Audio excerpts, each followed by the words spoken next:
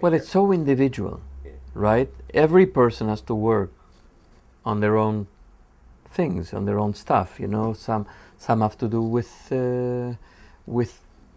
issues of I don't know, for issues of anger, or issues of too much humility, or issues of arrogance, or issues of at work, or issues of lack of confidence, or issues of creativity, or all sorts of things, you know, or issues of you know, there's a human traits, qualities which are called midot, you know. So we work on our midot, right? I want to be, in certain areas I want to be more humble, in certain areas I have to be more assertive, in certain areas I want to be more grabby, in other areas I don't want to be grabby, right? So sometimes I want to work on my anger, but I also want to know that I want to reserve the right. I should be angry about certain things. I don't want to suppress my anger completely. So where is it that I have to suppress my anger that is non-productive, that deviates me from my real goals, that deviates me from real connections with people when I get angry, when I burst, right, in anger. But where are the places where I should get angry, right? Anger is a very important emotion, right? Because it moves us to do things, right? There are things that we should be angry about, right? In our world and in our lives. So we have to make those discernments. Now, I can give you, you know, many, many examples of such things which are about these very personal things, right? And then there are connection with my family. How am I connected to the members of my family? Where do I need to repair? Where do I need to ask for forgiveness?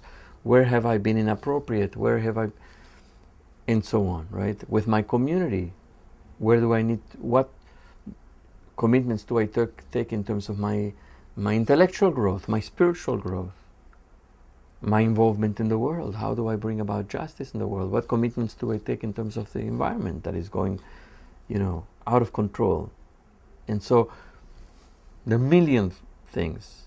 The prayer book will lead us through many of these categories. But there are materials that we superimpose to the prayer book and to the holiday, you know, which resources that people have written about and so on, that help us to categorize these things, these things that we need to examine.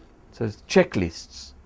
For some people it's helpful to have these checklists, right? Areas that I shouldn't forget to think about. And it's not, you don't only think about it in synagogue, you think about it, you know, before and during and after, you know, and until Yom Kippur, and even after Yom Kippur.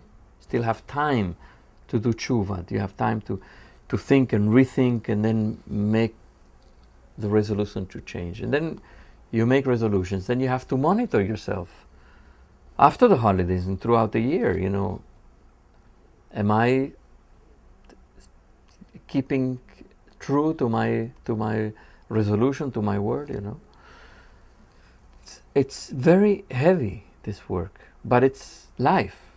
You know, life is heavy, and if it's not lived with that intensity and with that sense of purpose, then perhaps we are just wasting it.